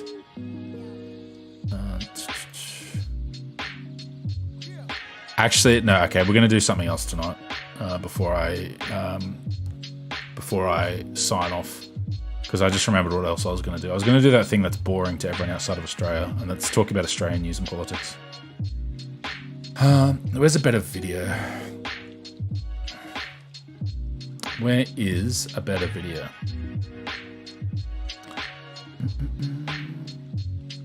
So we are in the lead up to the political season here in Australia, which is really exciting. And unfortunately, unlike the American political season, no one else gives a shit except for Australians. But it does mean we are coming into the lead up to everyone going around. Well, I say everyone.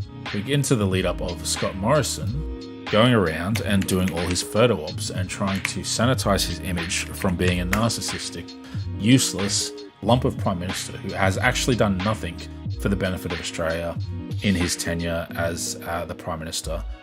All he's done is offload his responsibilities to others, claiming things aren't his job, and putting responsibility onto people that he then wants to blame later, either in his own party or in other parties, and trying to characterize it as the failure of the opposition. You know what? It might actually be that we get a political season that is so entertaining that it may even be entertaining to Yanks. Maybe.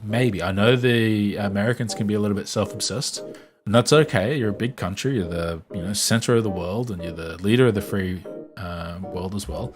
So us little Australians don't always get that amount of time. But here is our Prime Minister holding a hose. You know what? He said he didn't hold hoses when it was bushfire season a couple of years ago, but finally, we've figured a way to get him to hold a hose. And it's to make sure it's a little hose.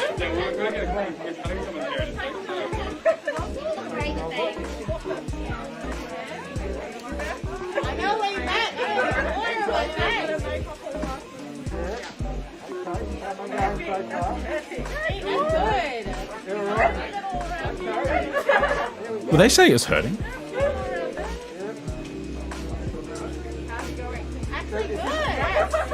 When I say, so what did you get up to on the weekend? Let's get into all the life we've got. There's a bit of gossip going around at the moment. Tell me about text messages.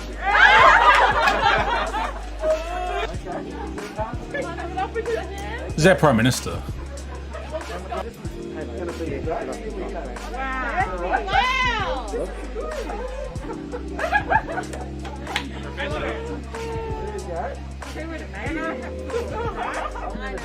What does this achieve?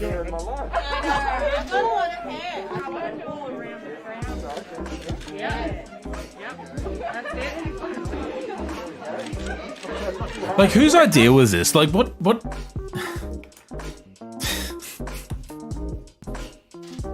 Like, who said, you know what, we need a 1.5 minute uncomfortable video of the Prime Minister shampooing someone's hair.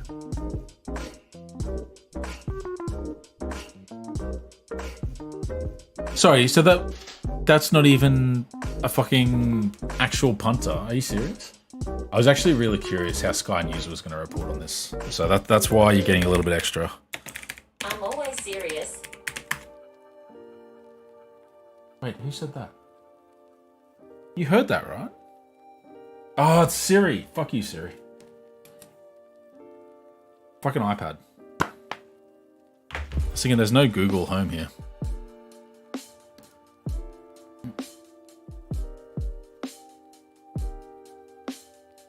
I don't know enough about Boris. I've heard lots of bad things about Boris Johnson, but I don't know enough about the political. So, in the UK, my political awareness goes about as far as 2017, when I was still listening to the Friday night quiz from BBC 4, Radio 4 or whatever. That was about it.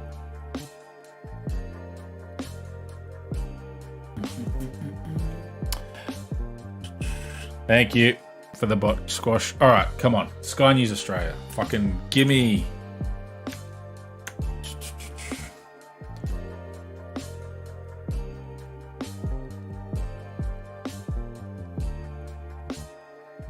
Oh, don't tell me. Fucking Sky News. Sorry, I should share this page just while I'm scrolling through. This is our Fox News.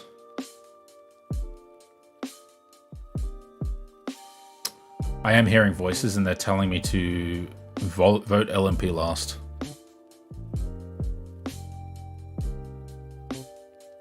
See, I find it really hard to measure Scott Morrison's political savviness. Oh, here it is. Because I don't know if he's an idiot. Are you fucking kidding me? Are you fucking kidding me?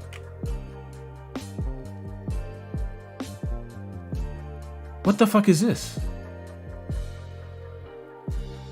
China, holy shit. What is Flash?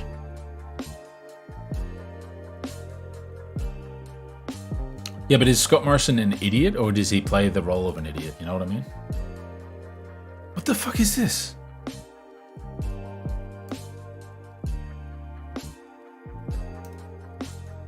Interesting that CNN's on here. I guess it's all news. Like it's a new... Okay. Tucker Cut. Holy shit. Isn't all this stuff on YouTube anyway? Squawk Box. Oh, fuck the Bolt Report. Why is the Bolt... Oh, did he leave Sky News and he's got his own thing now?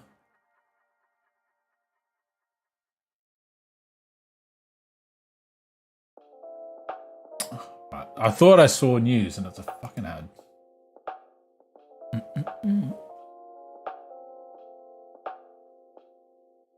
Wait, you could postal vote already for the federal election? Fake votes, man. You're stealing the election, right? Oh, it says Sky News on Flash. I'm sorry, that looks like news I could have clicked on. Let's be real.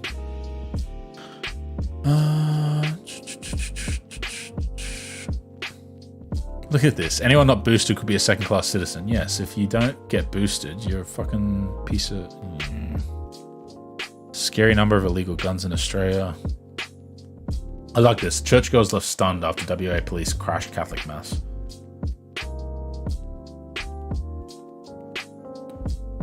Stormed in. Is there video of it?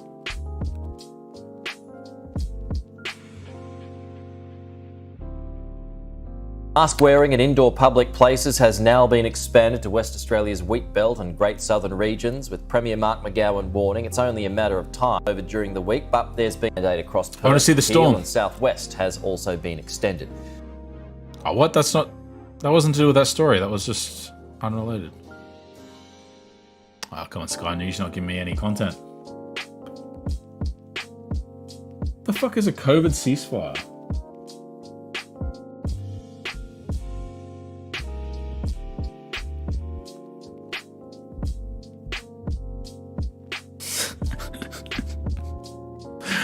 Punters splash big cash on coalition while Labor's odds continue to shorten. God damn it.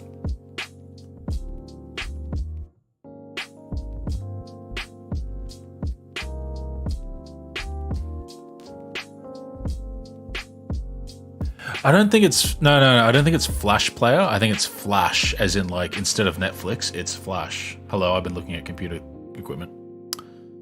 Yeah, like it's... Yeah. It's a news aggregate subscription service, because fuck... Yeah, look at this. Does that mean they're taking their stuff off YouTube?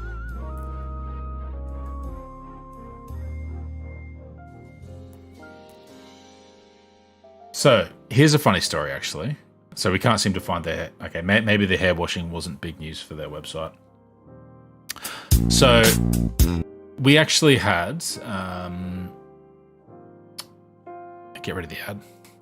We actually had the trucker strikes attempt to become relevant in Australia. God, 17th of December? Are you serious? God, I hate news sites that have got ads built in. Really, really hate it. So there were threats last year. Gary, you'd remember this, where there was talks about the truckers in Australia were going to grind to a halt, and they were going to bring the government to their knees, and they were going to park in front of Parliament buildings, and they were protesting mask mandates and government overreach and all these interesting, somewhat extreme right talking points that were the core of their freedom protest. And strike me down, it's happening in Canada. Almost word for word, the same complaints, the same protests, the same talking points are happening in Canada from the same industry.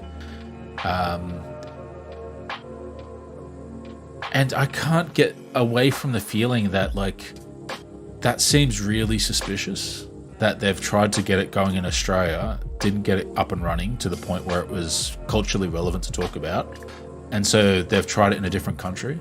Now, that's wild speculation, so tell me I'm wrong. Let's see, actually. Let me see if I can find an old report from Australia.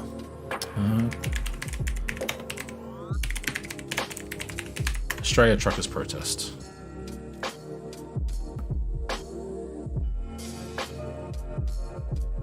Wait, what?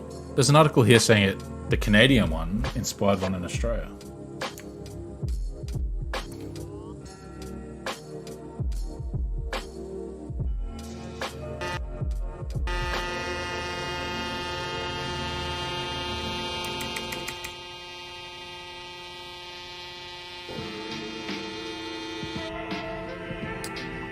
Is this video actually reporting, or is it just fucking horns? 5 minutes, they must be reporting, right?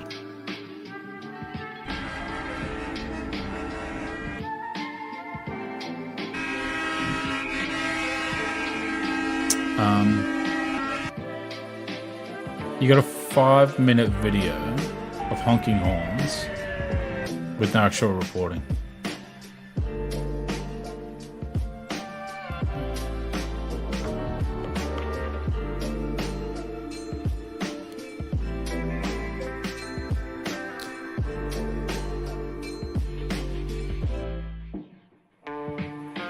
Right, I actually want a news story from the one that was in Australia a while ago. Here we go.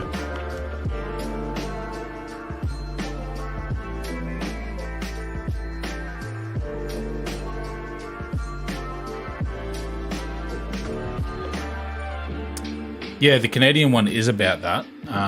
It's also about Anglo-Saxon culture and yeah, a few other bits and pieces. It's pretty wild, actually. So here we go. August 31st last year in 2021. Truck drivers call for nationwide strike beginning August 31. Let's see.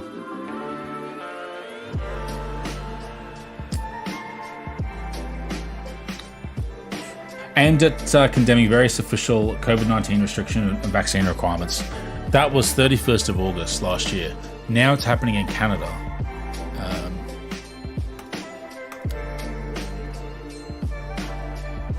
I mean, birds of a feather, I guess, right?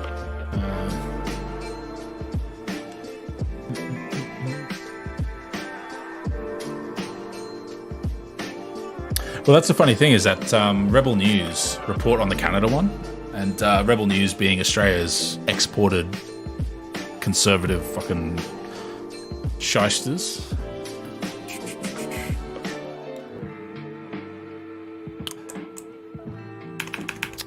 Let's look at...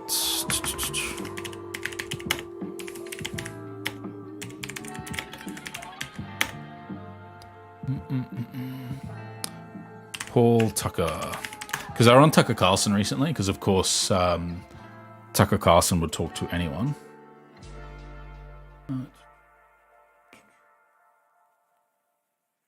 Here we go. So up in Canada. Again, I'm not shitting on America. I believe this came from Australia. Canada, the convoy of truckers converging on Ottawa to keep that nation free is going larger by the day. They left from Vancouver on the western side of the country on Sunday. They're protesting the federal government's vaccine mandates for cross-border truckers. See, Australia was a bad decision for the truck movement to try and get started in August last year because no one cares about Australia outside of Australia. They barely believe we exist. So Canada, however, if you're going to pick a Commonwealth country, Canada being on America's doorstep, perfect for lighting a fuse in conservative America. Among other things, that mandate took effect on January 15th, preparatory to a worldwide digital travel pass, internal passports for everybody linked to your... I've got a digital passport. You know that? I have a digital passport that stores personal information about me, where I was born, where I live, what my full name is, my date of birth, all that information digitally stored on my passport. It's crazy, right? Like, should I be terrified at that? Your health status, but not limited to your health status. If you can't see the future in clear outline right now, you're not paying attention. The past. The truckers in Canada can. I've also numerous times had to declare whether or not I've had symptoms of any particular disease when there's been outbreaks. I traveled not too long after SARS outbreak. I was traveling through Asia. So, I mean, none of this is new. It just affects more people because it's a pandemic, not a fucking epidemic in a specific location. The Canadian Trucking Alliance estimates that roughly 16,000 truckers in Canada... Sorry, Tucker, content warning, Tucker Carlson. ...are not vaccinated. That convoy also includes truckers who are vaccinated but who aren't going to stand for tyranny. Here's what the... Tyranny! This started with vaccine mandates, but for most here, it's about a lot more. I think this is more of a freedom movement. Well over 1,000 people lining the Trans-Canada Highway outside of Winnipeg in -30 wind chills, protesting what they... Okay, I know why they tried to do it in Australia first, because if you protest in Australia, you don't have to do it in -30 wind chill. That's probably why they tried Australia first. They call government overreach. Somebody has to stand up for Canada, and the truckers are doing it. It all started a couple days ago in Delta, BC. Truckers protesting vaccine mandates at the border. Now as the convoy logs... Is this when Tucker talks to someone? So what's the reaction been like from our media gatekeepers? Well, a cartoonist for the Washington... Tucker Carlson is a media gatekeeper. Like, my fucking God. Like, is there a worse take than Fox News criticizing the mainstream media as if they are not the mainstream media? They are the mainest of stream medias. Like, by definition, they have the, like... Again, it's like... This is why Tucker Carlson does need a trigger warning. There's just been... Here's the guy I'm thinking about. Yeah, well, probably mostly for the same reasons that a lot of these other guys are out here doing this. There's just been a stifling of freedom and a stifling of unity in Canada for 2 years. A lot of people are down. A lot of people are fired. Man, you can't even go into a grocery store without getting into an argument about a mask or whatnot. So what really drove me to do this is the smiling faces that I seen on the people that organized it. Like a good friend of mine helped put this together, and it's just been wonderful to see all the smiling faces that have come together. What the fuck has smiling faces got to do with it? Christians, non-Christians, all sorts. The natives are out banging their drums. It's just a wonderful sensation to see unity, once again in Canada. Well, it's beautiful to watch from below your border, I have to say. You're being snarled at, but you're smiling back. The government seems to be doing all it can to prevent you from peacefully protesting its, speaking of fascist policies. But you're doing it anyway. Are you worried about the repercussions?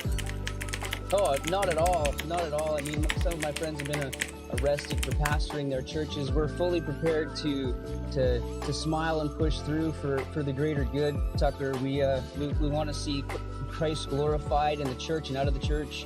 So we're pushing forward. Come with me. So why? Wait, I shouldn't even pose this to you. Let me just say, you seem much more like a civil rights hero than a fascist to me. Are any media in Canada supporting you, or at least arguing that you should have a right to express your views?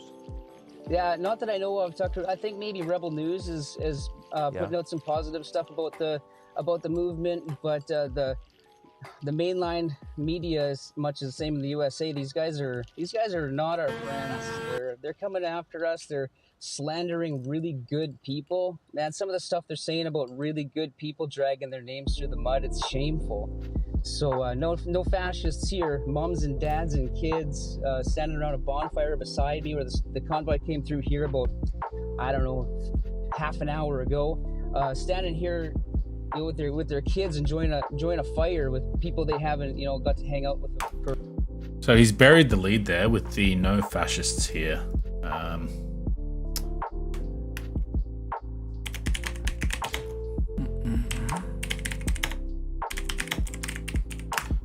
Really buried the lead there. Where are we?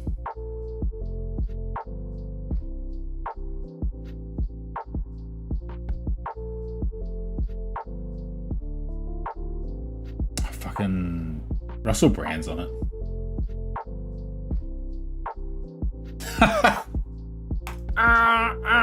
Canadian truckers are protesting all across their country. Why are the mainstream media not reporting it? It's all over the news. It's all over the fucking news. For one thing, it will be in the Guinness World Book of Records if it is the biggest ever convoy ever, and that in itself is a pretty good news story. They'll be appearing next to the bloke with the beard of bees, and them chubby fellas in checkered trousers on motorbikes. You remember them, and you love them. Here's to the Canadian truckers. Here's to standing up for freedom. Here's to unique ways of protesting and ensuring voices that can't be heard inside the system are heard elsewhere. Please share this around and have a look at my main channel video where we talk about this at length. See you Fucking hell.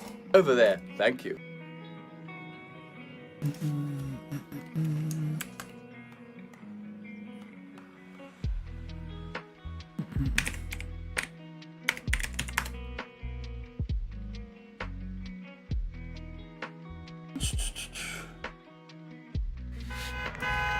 On the road. So this was a day before Russell Brand posting, wondering where the mainstream media coverage of the trucker convoy was. On a mission, truckers passed through Thunder Bay today with sights set on Ottawa. Supporters greeting them along the way again. We believe that the mandates, the blanket mandates, go against our human rights. For the first time, the Prime Minister weighed in directly on the convoy, saying 90% of truckers are vaccinated. As for the protesters, small fringe minority of people who are on their way to Ottawa or who are holding unacceptable views that they're expressing do not represent the views of Canadians who have been there for each other. I saw someone attacking Justin Trudeau, presumably for criticizing people for having unacceptable views. And I hope the person I saw doing this is unaware of the views that are being condemned there, because that's a weird thing to criticize. Hopefully we see that in this clip. I haven't pre-watched this clip, but I have seen clips, but I was watching someone else cover the news, so I didn't see the actual streams. I'm trying to find the source. On security Saturday, saying in a virtual press conference they are preparing for thousands to descend on Parliament Hill. What started out as a single expression of demonstration through what was called a freedom convoy involving vehicles from across Canada, over the last several days, and particularly in the last 24 hours, has changed substantially. There is increasing concern about violent online rhetoric supporting the convoy, and that those with extreme views are planning on attending. Pat King is in the convoy. Pat King, that's who I was trying to figure out. He is known for his far-right views and using homophobic and racist language in the past. Other convoy leaders are now distancing themselves from King, but King is dismissing their concerns. 100%. Here it is. That it's had to be done due to the PR. It had to be done. It had to. So, it is what it is. Oh, they're not. Okay, no. Pat King. Pat King is who we're after.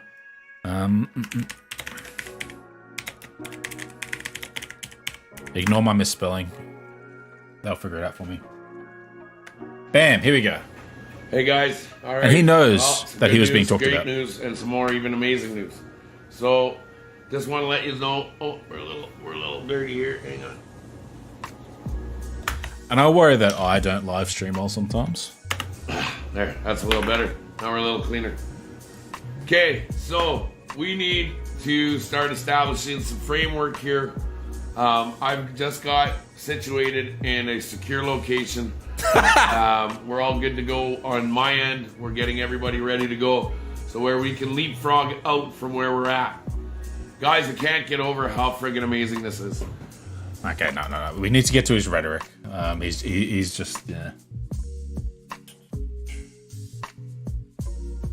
Peace pipe ceremony. Apology for peace pipe ceremonies. What the fuck?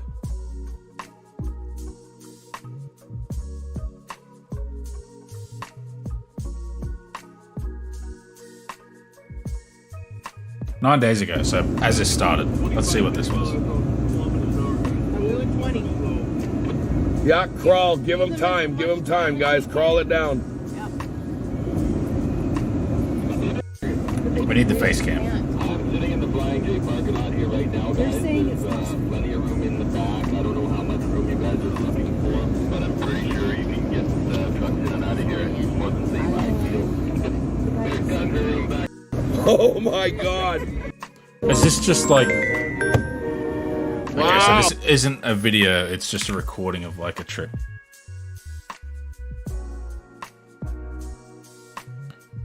Pat King interview. Than Niagara, that's like, you know, it's equivalent of like Niagara Falls, and they, you know, use the power to fuel. How do these shitty quality people, like, sorry, not shitty quality people, but people with shitty quality communication skills, how do they get an audience?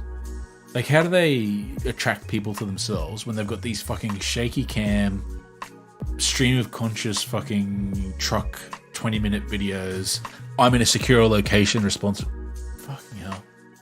Buildings and a paper factory that is right downtown Ottawa, and I know there's a lot of people, and they've desecrated a sacred site in doing that as well. So, you know, I'm talking about, like, you know, domination, desecration. That's old, but that is these are some of the underlying kind of issues that Ottawa has with it. But at the same time, it is also, you know, It's just a guy with a shaky cam federal coughing. capital all around the world.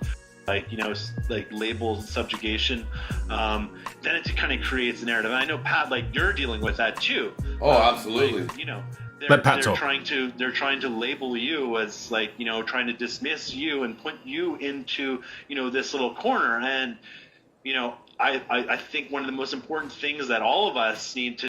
All right. There's a more efficient way to do this.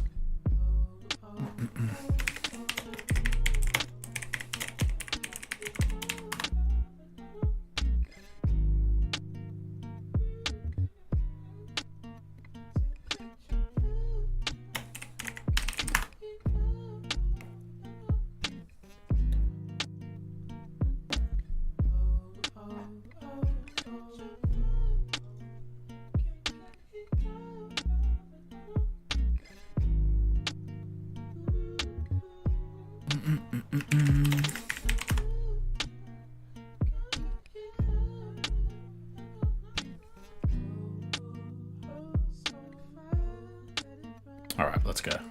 Oh, we're a little dirty here. Now we're a Oh, little that's clean. that's that same one. Boo.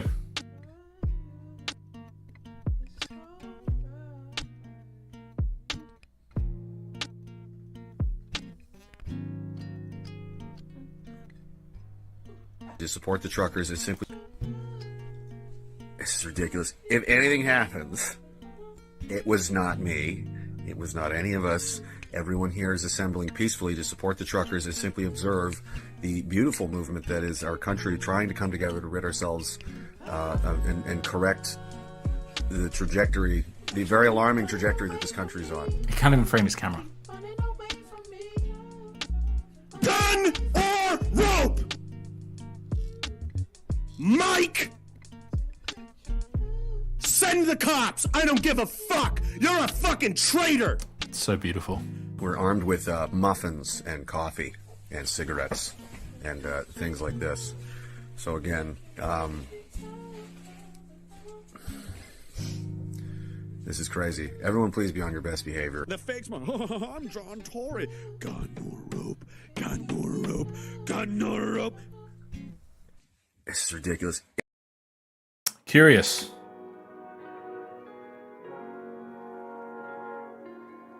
Depopulation. And a lot of people... There we go, here's some more. Now what it is the part of the depopulation. And a lot of people don't understand what that means, and what there is there's an end game. It's called depopulation of the Caucasian race, or the Anglo-Saxon. And that's what the goal is to depopulate the Anglo-Saxon race. Because they are the ones with the strongest bloodlines. And we'll leave it at that, because then we get into a whole different topic. But it's a depopulation of race. Okay, that's what they want to do. I've spoken before about how we have Ahmed Ahmadinejad, or Mahmed. I can't say their names very well because I don't have the dialect that they do. But we have Mahmoud Ahmadinejad, who...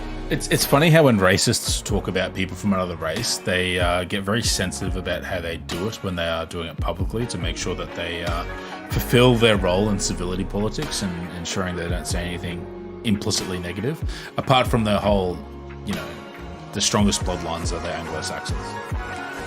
Who states that no matter what, we are going to infiltrate governments, education systems. We're going to infiltrate every way possible into the Western world. And what we're going to do is not only infiltrate by flooding with refugees, we're going to infiltrate the education systems to manipulate it to endorse this kind of behavior. This kind of behavior then endorses less procreation.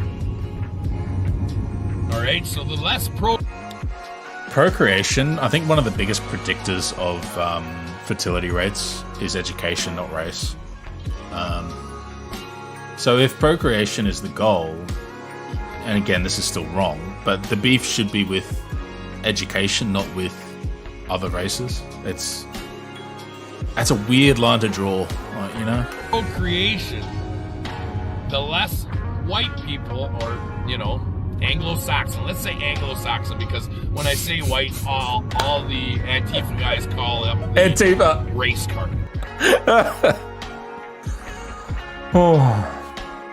The anti-fascists get angry at me if I say white people are better, so I'm going to say Anglo-Saxons, and you'll all know what I mean. So we're going to call ourselves Anglo-Saxon, okay? So I apologize to all the white people watching, sorry. I apologize to all Anglo-Saxons. As a half-breed that's got some black in me, I am a part of the infiltration project to bring down the mighty West with my mixed blood, diluting your superior gene stock. And for that, I will be forever sorry. I can't hide this squat Tongan nose. So I just have to be open and honest, and hope that my Anglo-Saxon masters will see fit to forgive me and allow me to continue to live in this glorious Anglo-Saxon society that I find myself. That'd be great. That'd be really great. So that is the person, the figurehead that is collating around some of the more undesirable elements of the trucker protests in Canada. There's a group of them that's, like, for example, they're not getting fed at any restaurants in, I think it was Ottawa. They were being refused entry because no one wanted to serve them because they're a racist piece of shit. Like, there are groups, and it's not like there's just the one person.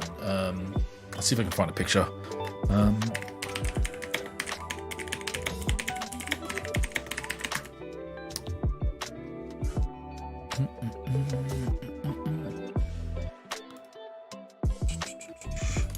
So check this out.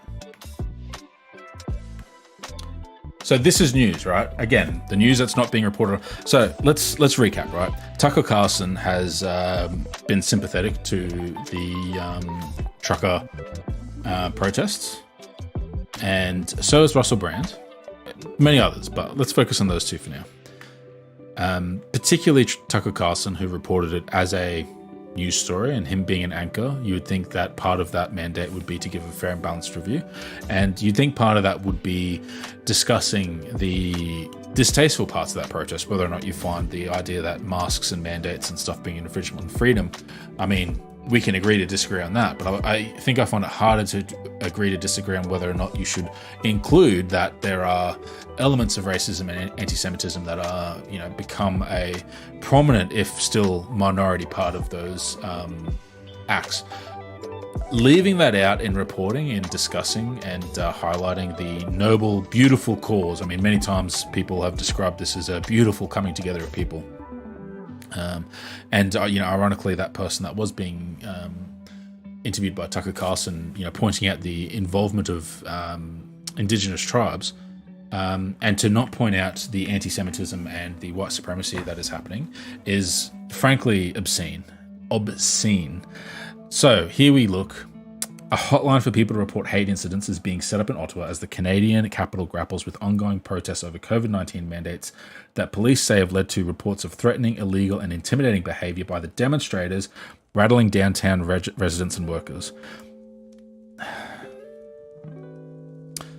We've already had a number of hate-related incidents that we're investigating, Ottawa Police Chief Peter Sicily said at a video news conference Monday announcing the hotline. We encourage anyone who's been a victim of a hate crime or think they may have been the victim of a hate crime or exposed to the hate incidences to contact us.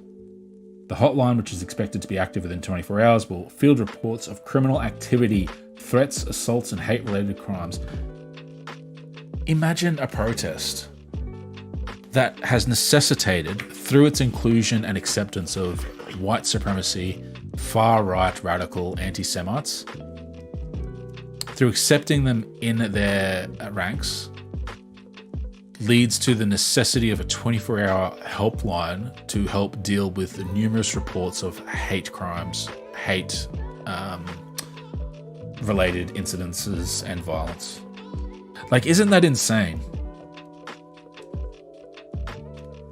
Oh, that's right. They went to a fucking homeless shelter because they're pissing all the residents off and no one wants to feed them. They went to a fucking homeless shelter to get fed because, oh my God, I forgot about that. Oh my God. Let's see. You got any juice for us in this video?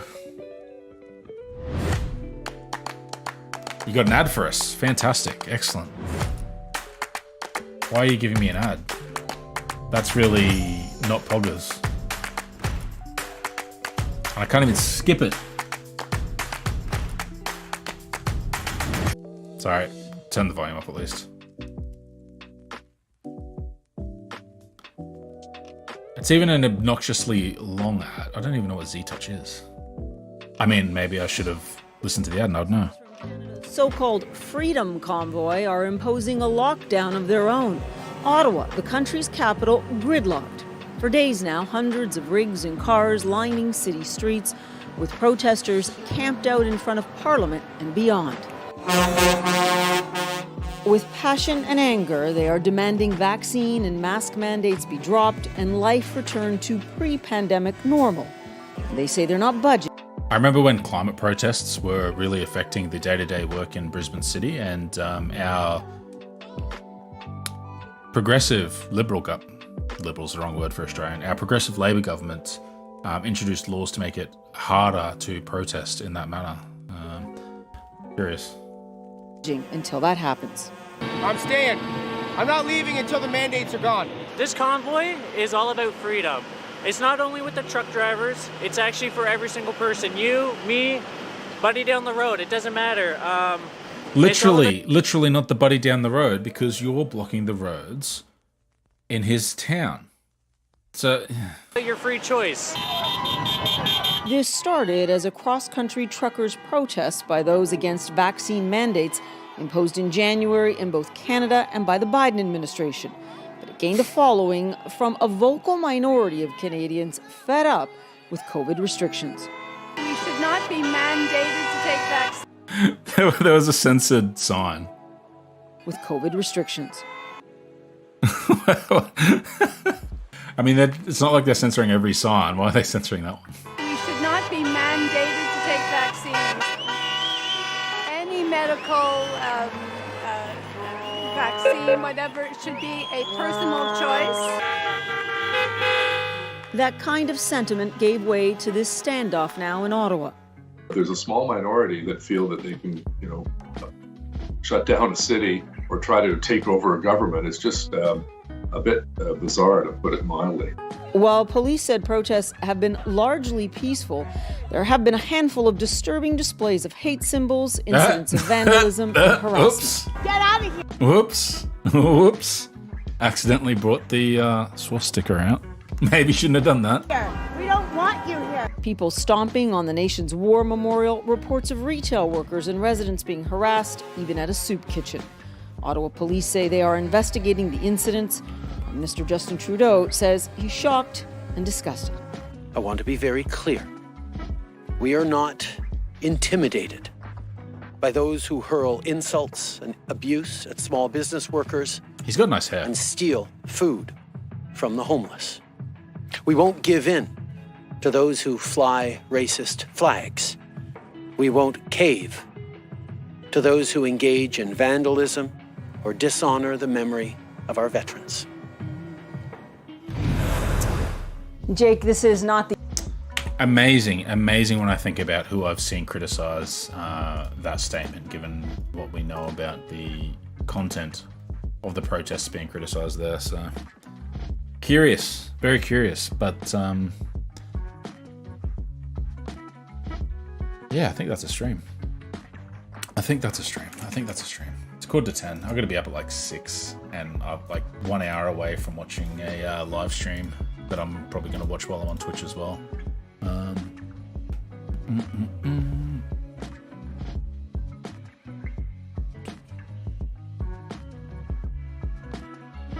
The whole thing sounds familiar, unfortunately. Like, it's to a certain extent, it's like it's everything that one side accuses the other side of doing, but then they're the ones that do it anyway. So, which is nothing new, unfortunately.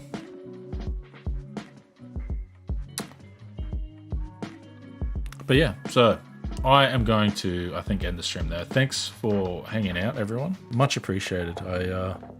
I really do enjoy these live streams. I kind of want to do more, like as in do like 2 a week or something, but maybe I'm being pulled in 2 directions with Twitch and YouTube, and maybe I should focus on one or the other. Or is it a wise man who chases 2 birds, catches none? Something like that. Unfortunately, I don't think any of my stuff tonight has been cohesive enough to turn into a video later, but God, it's so funny. Oh my God, I'm so I'm a hypocrite because I get really frustrated, particularly like when I was a bit more integrated into the atheist scene. I was very frustrated when people would call out bad behavior in atheist YouTubers without being specific about the bad behavior they were calling out. Like I do believe that it's like responsibility of people that want a better community to like specifically call out people in a responsible way to say, hey, this is wrong, this behavior is bad, you should do better. Because you call it out subtly without, I don't want to name names, but like, it's really shit when people do X, Y, Z. Sometimes people that are doing X, Y, Z think they're doing A, B, and C, and they don't see your criticism and their own work that they're doing. But fuck me, sometimes I want to call it out. And then I don't, because I'm a coward and I don't want to cause unnecessary drama and get into a big thing, because some people are irresponsible when it comes to handling criticism. So in that sense, maybe if we know that people aren't good with criticism, we should just leave them alone. But again, that's cowardly, so. Oh, mate, it barely feels like work when you enjoy what you do. Oh, you just got to get good at it. I just need to get good at this stuff in between streams, like a bit of preparation and finding a better way to get myself caught up in, visibility and stuff. So anyway, I got to go prepare for a Twitch stream, so I'm going to head off. Thanks everyone again. Thank you, Gary. Thank you, Jen. Thank you, Spooky. Thank you, Aunt Jo. Aunt Jo. Oh God, I'm sorry if I'm saying that wrong. I get really self-conscious about it. And Ricardo, I know you're not here, but you're all appreciated. Thank you for the likes on the video, and yeah. You might notice as well, just before I actually sign off, I probably should sign off a lot quicker than I actually am. But you'll find my live streams no longer go under my videos section on the feed. There'll be a playlist for previous live streams if for whatever reason you want to go back and review or catch up on bits that you haven't seen. But anyway, I will do my best to be here next Friday as well, and I'll chat to you all then, if not on Twitter in between now and then. So, Jane, and my end stream button is over here.